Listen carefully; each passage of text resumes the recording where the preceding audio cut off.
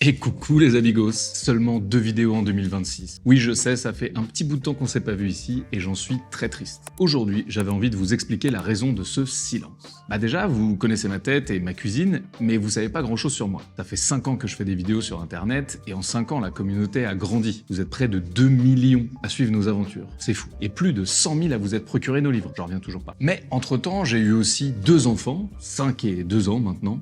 Et ça occupe aussi bien mes journées et mes pensées. Donc aujourd'hui, j'ai envie de vous partager un tout petit peu plus tout ça. L'objectif, c'est pas de vous raconter ma vie, mais que vous compreniez un peu plus l'envers du décor. Promis, je ne me la suis pas coulée douce sur un transat en attendant que le temps passe. Et c'est d'ailleurs tout l'objet de cette vidéo. Car oui, vous n'avez vu depuis le début de l'année que 25 recettes sur Insta et YouTube, mais nous, de notre côté, on en a shooté plus de 220. Ça fait plus d'une recette par jour si on compte les week-ends et les jours fériés. C'est un ratio un peu frustrant pour moi, car de notre côté, on a beaucoup bossé pour vous faire kiffer cette année, mais du vôtre, vous n'avez pas pu encore en profiter. C'est en partie pour cette raison que l'on a décidé de créer cette série de vidéos backstage, où je vais vous montrer tout l'envers du décor, mais aussi tous les projets que nous avons réalisés en 2026. Et j'ai la chance de vous proposer cette série avec Back Market, qui est notre partenaire sur cette série. Je vous en parle un peu plus tard. Avant cela, je vais tenter de vous résumer rapidement mes dernières semaines. Déjà, j'ai réalisé le voyage de mes rêves avec Margot, le Japon. 9 jours entre Tokyo et Kyoto pour découvrir ce pays qui me fascine depuis toujours. J'étais persuadé que j'allais bien manger.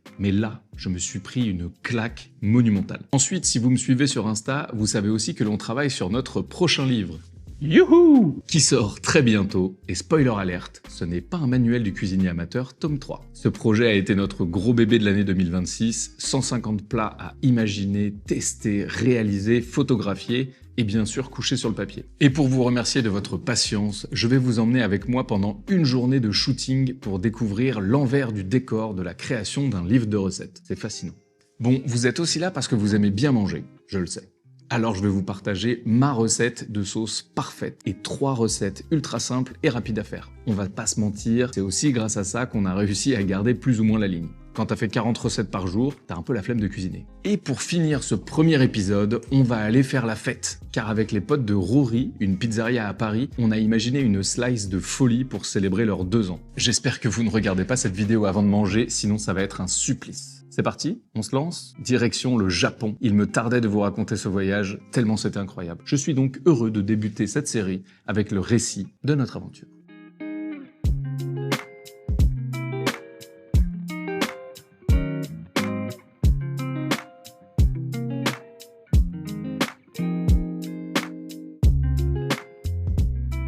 Ce voyage, il avait déjà une saveur un peu particulière parce que depuis la naissance de notre 2e enfant, on n'avait pas voyagé aussi longtemps, juste tous les deux. Donc oui, il y avait la bouffe, oui, il y avait le travail, mais surtout, on était là avec Margot juste à 2, et ça, c'était vraiment chouette. Forcément, on va parler nourriture, 1, parce que c'est le Japon, et 2, parce que c'est nous. Le standard est tellement élevé là-bas que littéralement tout ce qu'on a mangé était délicieux. Un combini, un petit resto de quartier, un gros restaurant gastronomique, il n'y a pas de mauvaise pioche. C'est d'ailleurs ce qui est compliqué finalement, parce que quand tu vois le nombre de restos dans la ville, c'est très dur de faire un choix. Pour préparer ce voyage, on a eu une super idée, enfin Shirley de The Social Food nous a donné une super idée. On a fait appel à Jade, c'est un expert sushi, il a d'ailleurs écrit un livre sur le sujet. Il vit maintenant au Japon où il propose des tours, mais aussi, et c'est ça qui nous a sauvés, la réservation de restos quasiment impossible à avoir. Et je dis bien impossible parce qu'à Tokyo, il y a des restaurants où pour pouvoir réserver, il faut déjà avoir mangé dans le resto une première fois. Oui, vous avez bien entendu, c'est pas très pratique. Donc, grâce à lui et à un peu de patience, on a pu manger des choses qui resteront gravées dans nos mémoires pour un sacré bout de temps. Un yakiniku de wagyu juste dingue,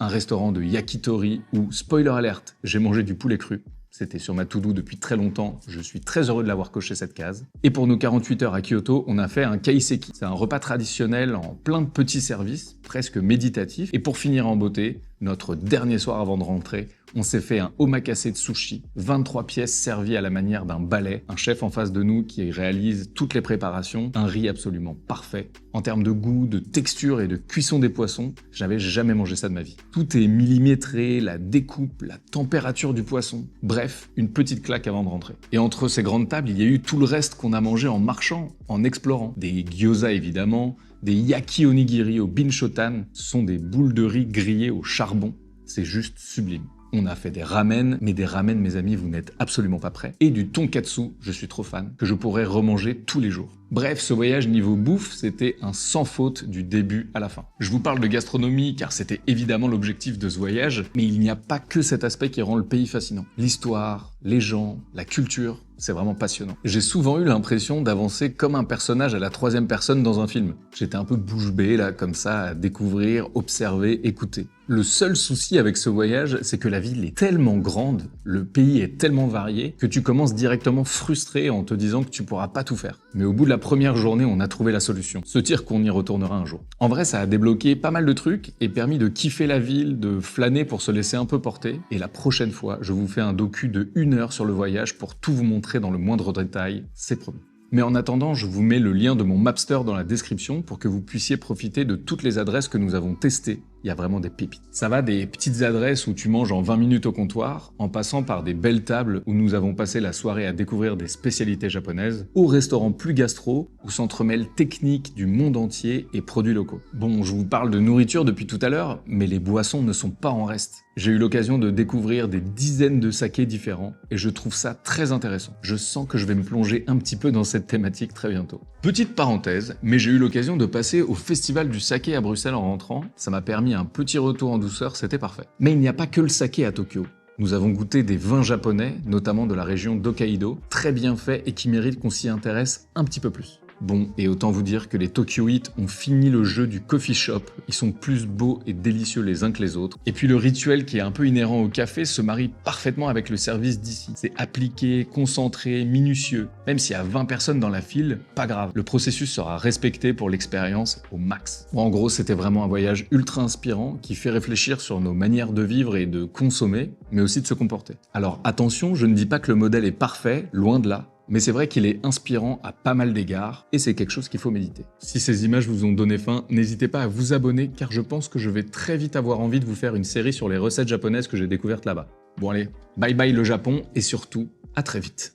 Le retour au bercail, c'est pas tout de suite, car on a ensuite enchaîné avec les vacances scolaires, durant lesquelles on est allé retrouver les babies 1 semaine à l'île de Ré, où on a pu profiter en famille, et évidemment, tester mes nouveaux couteaux. Oui, j'en ai acheté 5, ok ? Pas de jugement. On y a testé aussi de cooles adresses, je vous mets tout ça dans le Mapster également, le lien est dans la description. Bon, et maintenant c'est l'heure de retourner à fond sur le gros projet de cette année 2026, le nouveau bouquin. Et oui, gros teasing les amis, mais la sortie se rapproche très très vite. Et c'est d'ailleurs un peu à cause de lui que vous nous voyez moins sur YouTube cette année. Et j'en suis encore une fois très désolé. Mais faut se rendre compte du truc, hein, c'est une grossesse le bazar. C'est 9 mois de taf, de stress, tu manges tout le temps, tu prends du poids. À la fin, t'as envie de le présenter à tout le monde et tu trouves que c'est le plus beau. Bon, je m'arrête là sur la métaphore, je pense qu'on a capté l'idée. Mais voilà, en gros, c'est un projet qui prend du temps, d'autant plus que l'on a décidé de ne pas faire un tome 3, comme le manuel du cuisinier amateur 1 et 2, mais d'aller vers un nouvel arc narratif qui, j'espère sincèrement, vous plaira. Trêve de blabla, je vous montre une journée au studio pour la création du nouveau livre. Messieurs, dames, bonjour, Ça va? Ouais. Je vais la refaire. Nous sommes aujourd'hui, la dame va sortir derrière, on n'est pas aidé. Messieurs, dames, bonjour, numéro 10. 10e prise. Bon, chose promise, chose due, aujourd'hui on va se faire une journée ensemble. Pas 24 heures, parce que là je viens de me lever tôt pour accompagner les enfants à l'école et gérer un peu la prod. Mais à partir de maintenant, on va passer cette journée de construction de livre ensemble. On commence évidemment par les courses, et là on est à VDK, Vanderkindere, pas très loin de chez moi, pour aller chez le boucher et à la poissonnerie. Le reste ça a déjà été fait, c'est chargé dans le vélo cargo, on peut y aller. On peut y aller, Xavier? Oui, oui, baguette. On est équipé. Le poisson, c'est fait. Maintenant, go à la boucherie. Sans mourir, évidemment.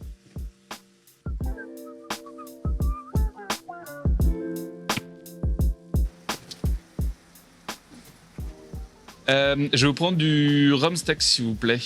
Il vous reste pas du filet pur par hasard? Le problème ici, c'est que j'ai envie de tout acheter. Ça sera pour faire un roast beef. Il faudrait entre 600 et 800 grammes. Mission numéro 2, réalisée. Puis maintenant, on n'a plus qu'à rider jusqu'au studio pour aller shooter tout ça. Hein. Sous la pluie. Non. Nous voici arrivés dans notre humble studio avec toutes les courses. C'est un peu le bordel. Parce qu'hier, on a eu 15 recettes à faire. Donc il y a encore un peu de vaisselle qui sèche. Mais franchement, j'ai déjà vu pire. Je suis essoufflé, il y a 2 étages ici. On a une grosse journée de shooting pour le livre. Je pense qu'on doit faire 10 ou 11 recettes. Et aujourd'hui, on va être une grosse équipe, ce qui n'est pas tout le temps le cas. Mais donc, il y aura Maureen, qui est la photographe du livre. On aura Laurie, qui est notre super commis de luxe. Et j'ai oublié la plus importante, Margot, qui est donc la moitié de Woogies, m'accompagne également. Et derrière la caméra, Xavier, notre homme de main pour les vidéos, qui va donc documenter cette journée. Donc je pense que nous avons jamais été aussi nombreux ici, mais c'est plutôt cool, j'aime bien quand ça vit, quand il y a du monde. On est sur un livre avec des recettes faciles, rapides pour le soir, mais on a une petite rubrique quand même pour les grandes occasions. C'est de revenir un peu aux essentiels. Moi, ça me rappelle les dîners chez Mouti, ma grand-mère, où on se faisait un roast beef avec une petite purée des haricots et un petit jus. Et donc ça, c'est des recettes un peu essentielles, faciles, qui sont pas si longues que ça à faire, mais avec les bonnes techniques, comment on peut les masteriser pour éviter d'avoir une semelle dans son assiette. J'ai fait mes petites fiches techniques qui serviront à la fois pour le livre. Je vais pas tout vous montrer. Écoutez, maintenant qu'on s'est tout dit, je vais pouvoir préparer tout ça. On attend que les filles arrivent. On va se faire un petit café et c'est parti. C'est la 3e fois qu'on fait un livre, mais c'est toujours aussi excitant. C'est fou parce qu'à la différence des vidéos, on réalise un vrai objet physique que vous allez pouvoir avoir chez vous, dans votre cuisine ou votre bibliothèque. Et finalement, il y a vraiment un peu de moi dans votre maison, et ça c'est complètement dingue. Donc vous imaginez la pression que je me mets pour trouver les recettes. Ici, j'ai pas trop envie de vous spoiler, mais l'idée c'est d'imaginer des plats du quotidien, faciles à faire en rentrant du boulot, pas trop d'ingrédients, des ingrédients que l'on trouve partout, pas trop de vaisselle ou d'ustensiles. Mais je vous rassure, tous ces plats vont être très sexy et gourmands. L'idée, c'est d'avoir de l'originalité qui fait qu'on est heureux de manger le soir. Évidemment, on a une rubrique avec des plats ou des dîners pour des grandes occasions, mais avec toujours cette contrainte d'accessibilité. On a aussi remis des grands classiques, parce qu'aujourd'hui, quand on veut faire un brownie, un roast beef ou une pizza facile, on ouvre Google et on prend le premier truc qui vient. Mais là, on veut vraiment que ce soit une bible pour reprendre le contrôle de votre cuisine. Bref, vous l'aurez compris, on s'est bien creusé la tête pour vous faire, je l'espère, votre nouveau livre de chevet. Presque 30 jours de shooting, des journées entières de rédaction et de tests pour que les recettes soient les plus délicieuses possibles, et des allers-retours toute l'année pour que la maquette et l'identité graphique soient la plus fun et jolie pour vos petits yeux. À l'heure où je vous parle, le livre est déjà en impression. Vous ne pouvez pas imaginer à quel point j'ai hâte de vous présenter ce gros bébé. Oh oui. Bon, j'espère que ce petit moment vous aura plu. C'était un peu plus intime. Ça nous a permis de vous montrer un petit peu que Woogies, c'est pas juste moi. Il y a toute une petite équipe. C'est la famille, c'est les copains. Et ça nous permet aujourd'hui de pouvoir vous faire des vidéos, des livres. En tout cas, on essaiera de refaire un petit peu plus ce genre de choses. Mais c'était sympa. Et on mange quoi du coup? Ah bah là, je pense qu'on a plein de trucs à choisir. C'est beau? Elle a encore faim. Ok, donc comme vous pouvez le constater, on n'a pas chômé et on a plutôt bien mangé. Mais je vais être honnête, je savais qu'on allait tourner ce jour-là, donc j'ai cuisiné des recettes qu'on pourrait tous manger. C'était un des derniers jours de shooting, ça nous a permis de marquer le coup. Mais je vous laisse imaginer qu'il y a des jours où le planning des recettes c'est plutôt 6 recettes différentes de lasagne, un couscous d'agneau, 2 recettes de quiche et un roast beef.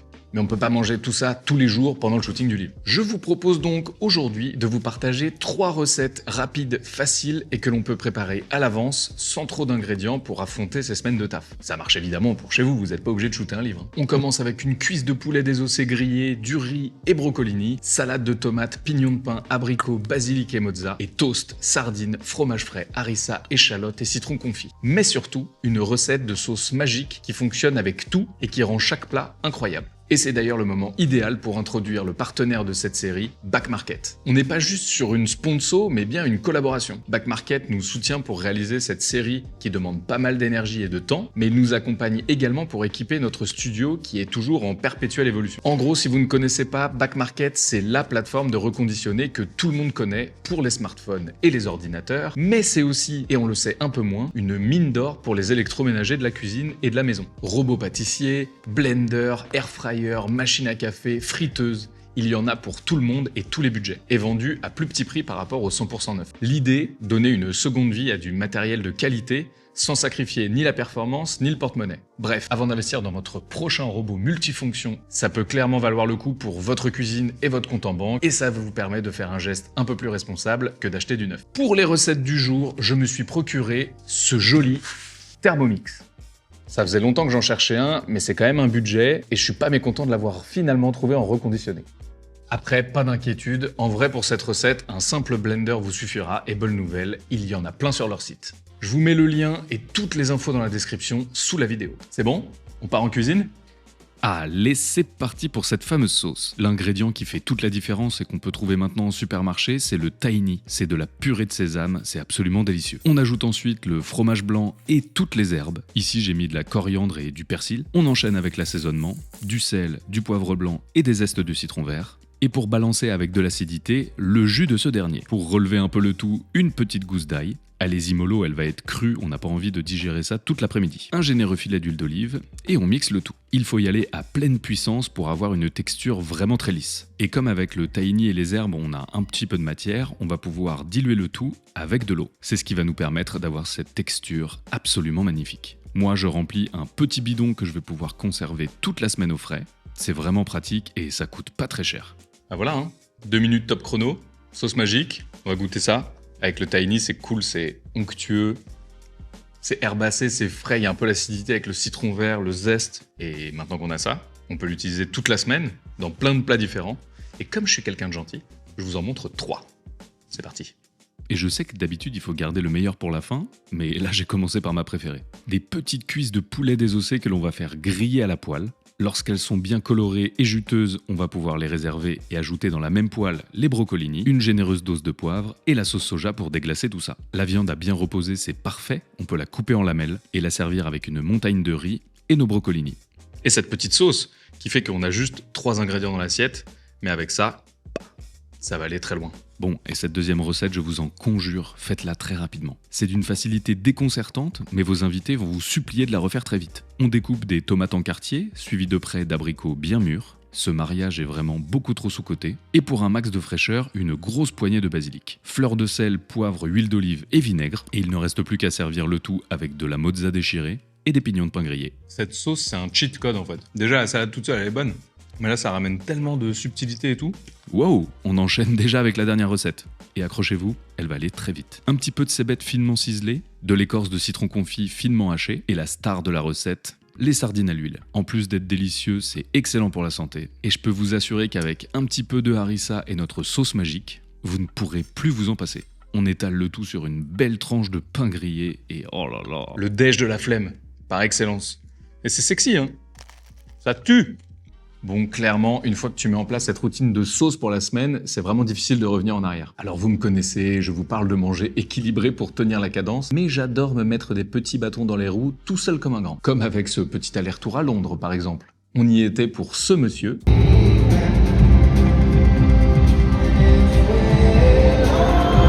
Je sais pas si vous connaissez, il a rempli 12 Wembley, mais aussi le cœur de Margot. Et on en a évidemment profité pour tester une adresse que mon pote Rich m'a conseillée il y a quelques temps. Le restaurant Mountain à Soho, c'était très cool, malgré les 38 degrés à Londres. Une pure carte des vins et des plats canons. Petite mention spéciale pour le verre de bière glacé et ce morceau de viande maturé grillé minute à la flamme. Délicieux. Mais à côté de ça, on a aussi bossé depuis plusieurs semaines sur un event et une collab avec une pizzeria que je kiffe, Rory, à Paris. Je sais pas si vous vous souvenez, mais je les ai rencontrés à l'occasion de notre tour des pizzas à Paris avec Jordan il y a 2 ans. C'était pour leur ouverture, et cette année, ils fêtaient donc leurs 2 ans. Ils m'ont gentiment proposé d'imaginer une recette de pizza pour la soirée d'anniversaire, et l'idée était qu'elle reste aussi à la carte pendant tout le mois suivant. Et petite anecdote, mais nous étions en même temps, sans nous être concertés, à Tokyo avec Angela et Antoine, les boss de Rory. On s'est retrouvés le temps d'un déj pour manger une pizza. Ouais, je sais, je suis très prévisible sur cette fin de vidéo. Pour la pizza, je suis passé à Paris en mai pour faire les premiers tests avec Flo, le chef de chez Rory et de Bouche. Et après quelques hésitations, nous avons validé la slice parfaite. Cette fois-ci, direction une autre destination que je rêve de faire, la Corée. On a fait une base tomate avec du kimchi mixé, de la scamorza fumée, poulet mariné et sauce barbecue au gochujang. Un peu de cébettes et kimchi après la cuisson. Franchement, je dis pas ça parce que c'est mon bébé, mais elle était vraiment merveilleuse. Et nous voici donc le 15 juin 2026 à Paris dans le 11e pour une soirée d'anthologie. Bonne musique, des bons copains, des bonnes pizzas, beaucoup de rigolade et un peu de pluie, mais ça nous a pas empêché de danser et de vous rencontrer. Si vous avez eu l'occasion de goûter la pizza, je suis trop chaud d'avoir vos retours. Et si ça vous intéresse qu'on fasse plus d'événements comme celui-ci, dites-le moi, je suis beaucoup trop chaud. Et pas qu'à Paris, hein, et pas non plus qu'en France d'ailleurs.